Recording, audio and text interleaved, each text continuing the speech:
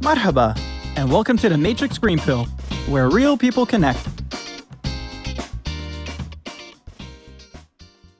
Hello, and welcome back to the Matrix Green Pill podcast. I'm Melvin Abraham, and today I'm excited to introduce our podcast guest for the week, Leigh Robinson. Leigh has worked in sports for kids for 10 years in the UK for a private company and then moved on to advertising and media in 2006. He has worked for some big names in the UK, including Sky TV, while being a part-time non-league football manager. But before I spill too many details, let's hear from Leigh himself. Leigh, welcome, and thank you so much for joining us today. Hello and good morning. Thanks for having me. Let me just get right into it. Could you tell us a bit about yourself and what is it that you do? I'm 41 years old. I'm from the UK, from the southwest of the UK. And I guess throughout my career, I've worn various hats, which is a bit of a slang phrase we use in the UK, but in the way that I've often sort of led a bit of a double life in my career. That in the first part of my career, as you mentioned, I used to teach sports into schools until I was about 30, I think. I was some really great job satisfaction doing that. And then when we had children in the UK, I chose to move into the corporate world. I no longer had the energy to do 6 to 8 PE lessons a day when we had our first non-sleeping baby. So moved into the corporate world, perhaps when I was about 30 in the UK, into advertising and media. And during all of that time, I was also sort of wearing another hat at the weekends during the week of being a part-time football manager as well. So probably for the last 20 years, I've been involved in football in some capacity, whether it be kids sport in schools or men's non-league football in the UK. And in terms of my sort of work career, as mentioned, it's been sport, and for the last 10 to maybe 12 years, advertising and media, which I've really enjoyed. Yes, so I see a lot of similarities there, Leigh.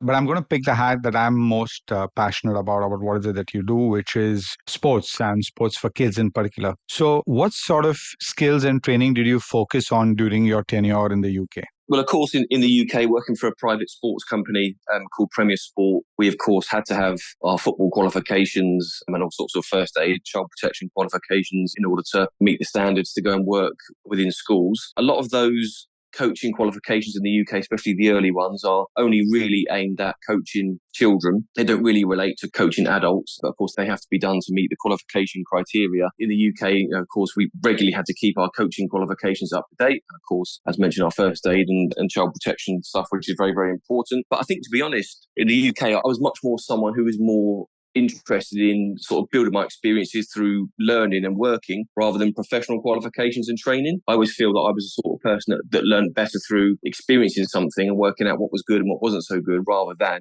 what we would call CPD in the UK, professional training and qualifications. I like to think that in anyone that I've come across that I've worked with, I'm able to sort of take the good bits or the bad bits from how they perhaps managed me or how they've worked with me. And I've been able to apply that. The best example I think I can give is one of the schools I used to teach sport in had a head teacher who was a huge, big rugby guy. He was a really big character. This particular school had a lot of behavioural problems in it. They used to take children with sort of troubled backgrounds and maybe been expelled from another school and sort of turn their school life around. He was the head teacher, but his main job, of course, was to make children stay on track and that behaviour was of a good standard. I really noticed with him, this is when I was mid-20s, that working in a school, he would speak to me in a very, very different way, how he would speak to an older male teacher or an older female teacher. And he used to be able to switch instantly he would talk to me in a very sort of way that I wanted to be speaking to as a 25-year-old young guy, and he would instantly turn around and to one of the older female teachers, let's say, in an entirely different way. So I thought that was a really amazing people skill to have, to sort of instantly work out how someone wants to be spoken to, how I can deal with this person, how I can deal with that person, and be really adaptable. That was something that was really, really key. And that's something I was able to take into my career in advertising and also crucially into my football career as well. That's really interesting. So I know that you've been a football coach, and I'd like to go a bit further into this journey, right? So just tell us about your football journey as a coach, some of the insights from your stint with Taunton Town. So basically in the UK, of course, because football is so massive, there's levels upon layers upon layers upon divisions upon leagues. There's just so many layers of football in the UK because it's obviously the national sport and the most participated sport. So UK is quite different to a lot of places in the way that there's the non-league football culture, i.e. what we would call a semi-professional culture, just below the professional game, is huge and it grows every year. So I was always involved in really high-level semi-professional football where essentially it's a part-time job, you're on contract, you get paid a wage for it. It's basically a second job or a second career alongside your day job, which for me, as mentioned, was advertising and media. While you manage a semi-professional club, you actually have a day job. Correct. And all the players would too. So everyone's got a day job, whether it be,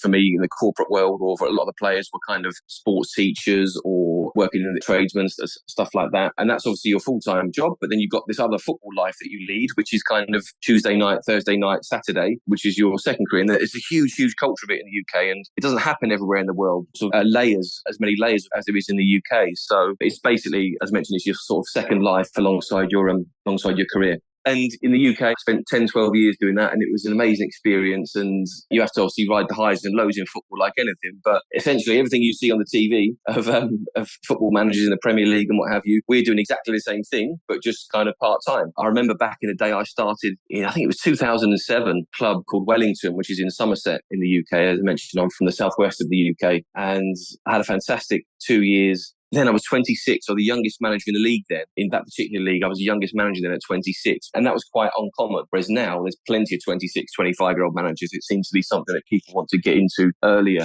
now. But I was really young when I started management with Wellington. And we had a great journey there. They were a club that hadn't really ever won anything. I was lucky enough that I came in and won the league. We were into the first year I was there, and that was a great experience. Really, just to sort of see the joy on people's faces. Wellington, there was a lot of kind of guys who ran the club, maybe they had been there for 20 years, 30 years, and they'd been working behind the scenes at this club voluntarily, trying to succeed, trying to do things. And they'd never really won anything. And for me to manage the way to sort of winning the league and see the joy on their faces when we managed to do that, for them actually to win the league, was a great experience for me. From there, I was able to sort of climb the leagues from there, just sort of as you gain more experience, that naturally you're able to then go and get a better job, perhaps in a higher league. And a couple of years, I think, after Wellington, I ended up being the manager at a club just down the road from there called Taunton Town in Somerset. And that's probably where I spent the best, I think maybe 6-7 years of my career there, because the growth that we had there was absolutely fantastic. That when I first went there, we had a really small playing budget of, I think the playing budget was about £1,000 a week, which works something about £50-60 per player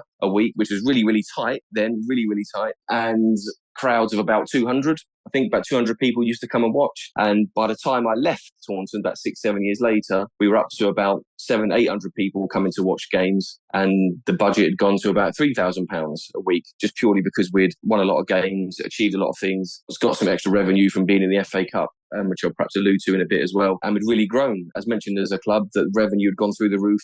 People coming through the gates had gone through the roof, and that was an amazing experience to be a part of. After Taunton, I was able to go up another level to a club called Truro City, which is in Cornwall, as it happens. I was only there for a shortish time, about 9 months, I believe it was. That was a kind of essentially the highest level you can probably go without being a full-time professional. I was managing Truro City in what's called the National League South alongside my day job with Sky. It was a fantastic level of football to be in, as close to the professional game as you can possibly get. I sort of got to that point where Taunton and at Wellington, I was really able to marry up my work life, football life and family life quite easily. But I sort of felt when I went to Truro, and it was so close to the professional game, that it was really hard at that point to balance work life and football life, because in that division that we were in with Truro, about half the team were full-time professionals and a lot of the managers were full-time professionals. And I was sort of at that point where I was kind of like, well, really, to do this job effectively, you need to be full-time, but I don't really want to be full-time. I quite like my advertising media life and my football life. It was really great to get to the highest level that we possibly could. And probably the biggest box that I ticked there was the fact that when I first moved to the southwest of England,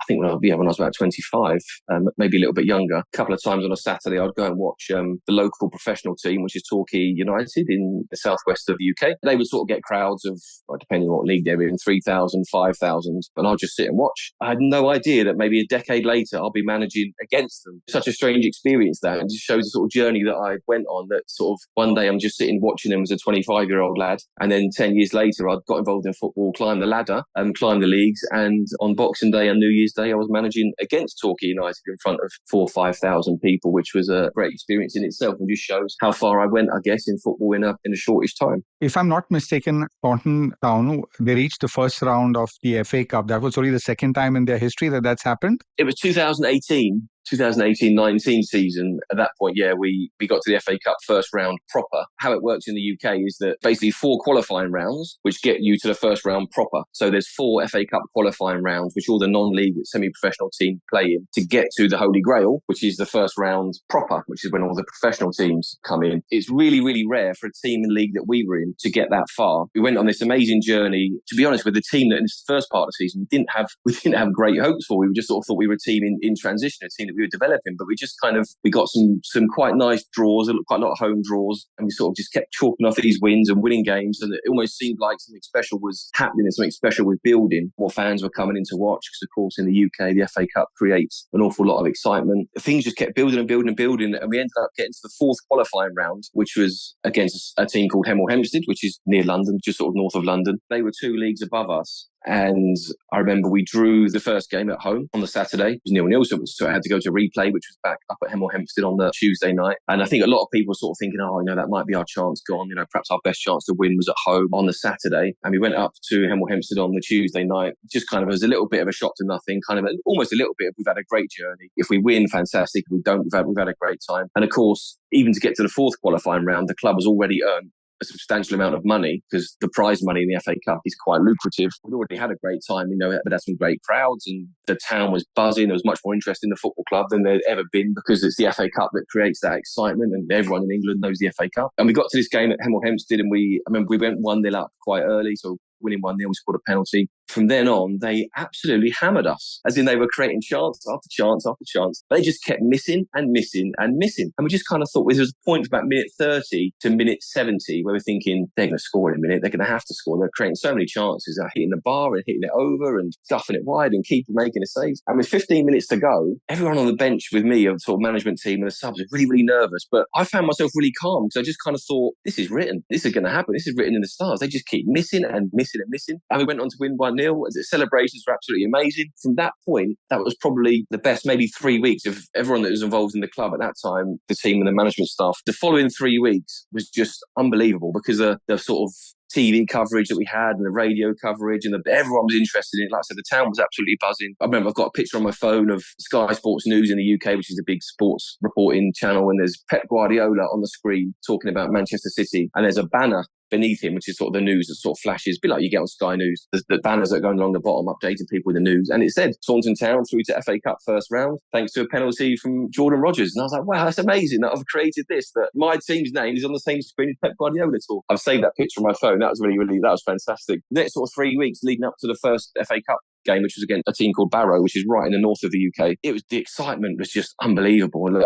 Social media had gone absolutely mad, and the interest in the club had gone absolutely mad. And just for me and the players, just to think, wow, in 2 weeks or 1 week or in a couple of days, we're playing or managing in the FA Cup first round proper on television. It was just so exciting. And as mentioned, it's the holy grail of non-league football in the UK. And I think to a lot of people, they just think the FA Cup first round is what it is. But there's thousands, hundreds, maybe thousands of non-league teams that have had to get through 4 qualifying rounds to get to that point. And at that point, we were the lowest ranked team in the country that year to get to that point. Even crazy things like you couldn't pay my mum to watch a game of football. She hates football. But there she was all over Facebook. There's my son on the TV, on Match of the Day, this sort of stuff. And that's the excitement that the FA Cup creates. And that was such an exciting 3 or 4 weeks in the spotlight, and something I would never, ever change. And probably the best memories that I've got in football. But she must have felt so proud, I'm sure. Yeah, oh, yeah, she was. Yeah. It's the first time she's ever taken an interest in a game of football. Okay, so that brings me to a question that I've always wondered about. And, you mentioned that as you moved up to Truro City, it was difficult balancing time between your professional and your football life. And then what happens to your family life?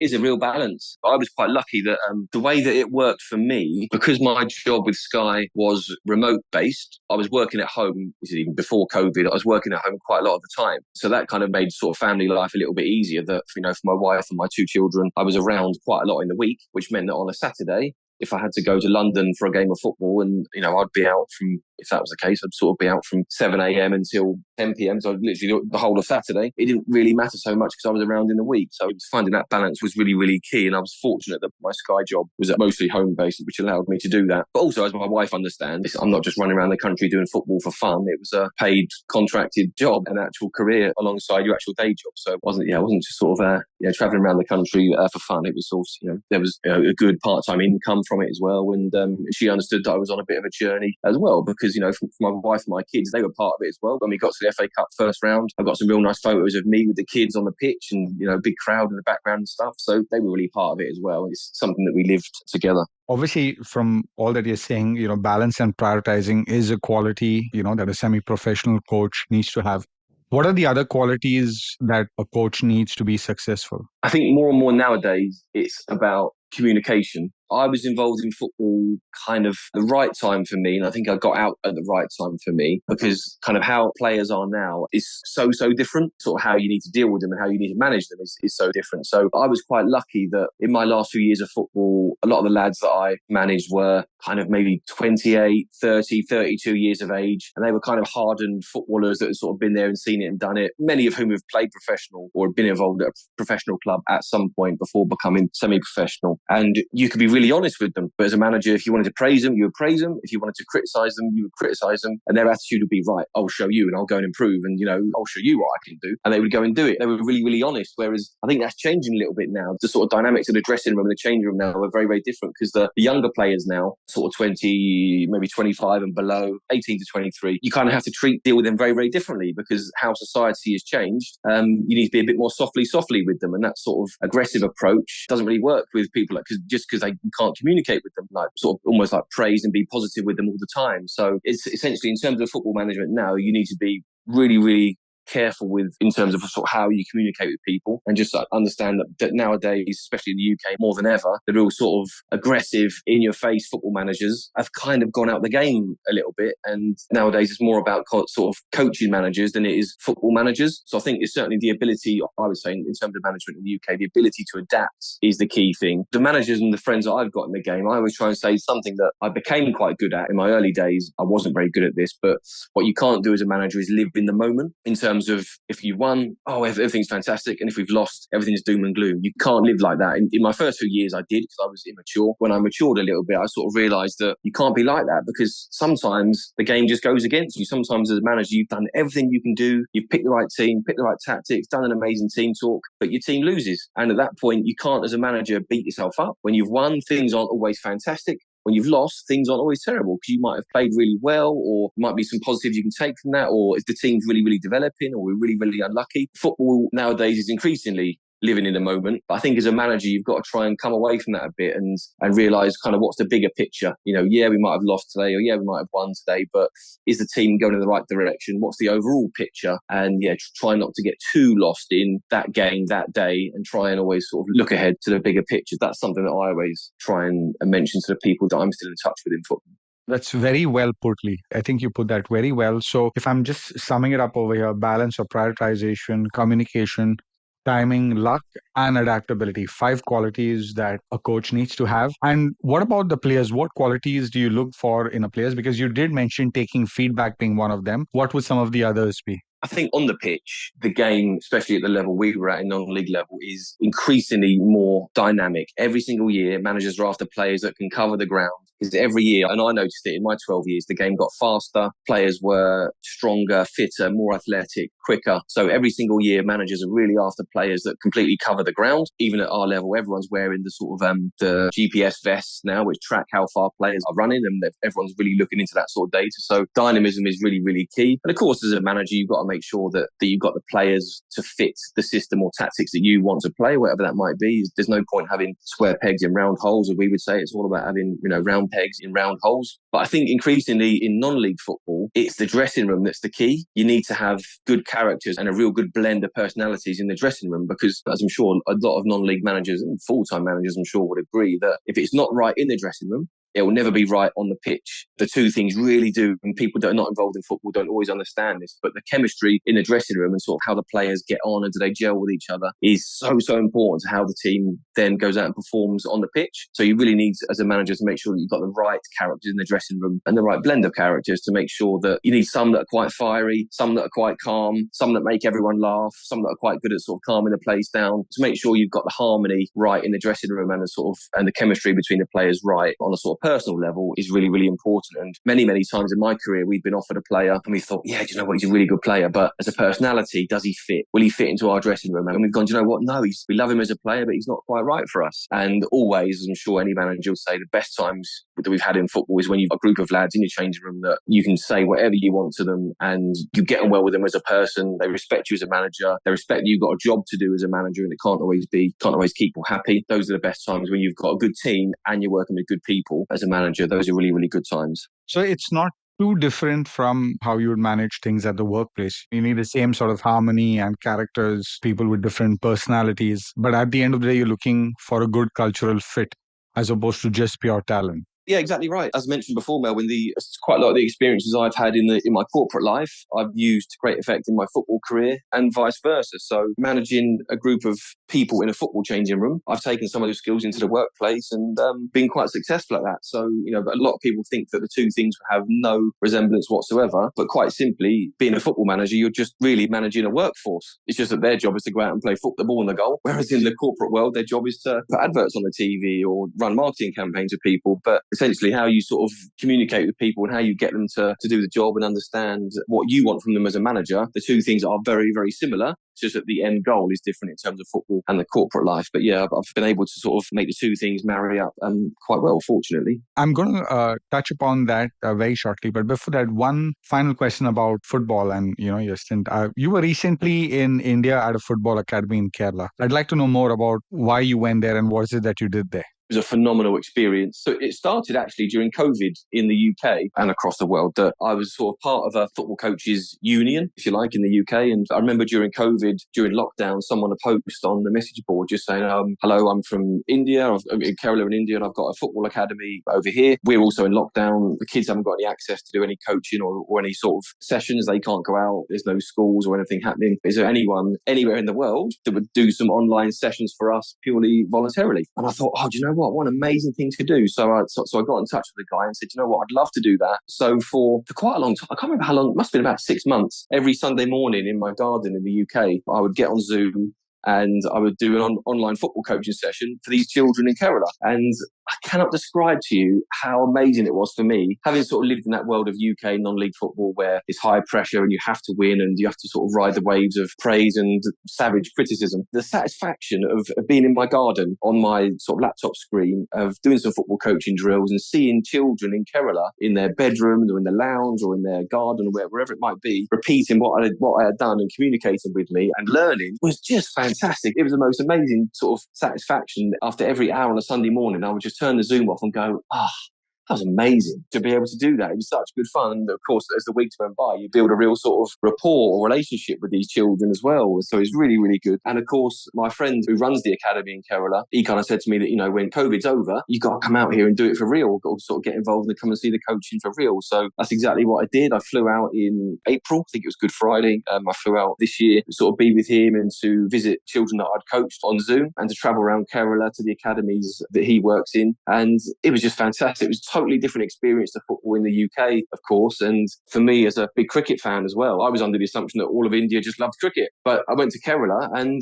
all the children don't even know about cricket. They just love football so big in Kerala. And you see children in little communities playing football all the time. And yeah, just to see sort of how the game is developing and how popular it is was just brilliant. And what was interesting for me, it even started in the airport. I'm sure you know this, but I went into Kochi airport. And of course, if you've got an Indian passport, you can just go through the gates and off you go. I had to sit at the visa desk and there was two other people sitting side by side next to me. They were at the visa desk to my right and the visa desk to my left. And when the bloke behind the visa counter said, "Oh, you're here to do football," these two people sitting next to me went, "Oh, really? You're here to do football? Amazing." It started in the airport and it was an amazing experience to go travel around the academies and observe how things are done over in Kerala compared to the UK. It was so different, but just an amazing experience. Right. And now talking about things being different, right? So you made this switch. How did the media switch come about and why did you pick Dubai? And now? Yeah, we sort of got to a crossroads in the UK with my wife, my family, that I'd done a great 5-year stint working at Sky and Sky TV, an amazing company to work for. They really, really know how to look after their staff and make their staff feel valued. They're absolutely fantastic, an amazing company to work for. I'd done 5 years there, sort of come to the end of my time in football.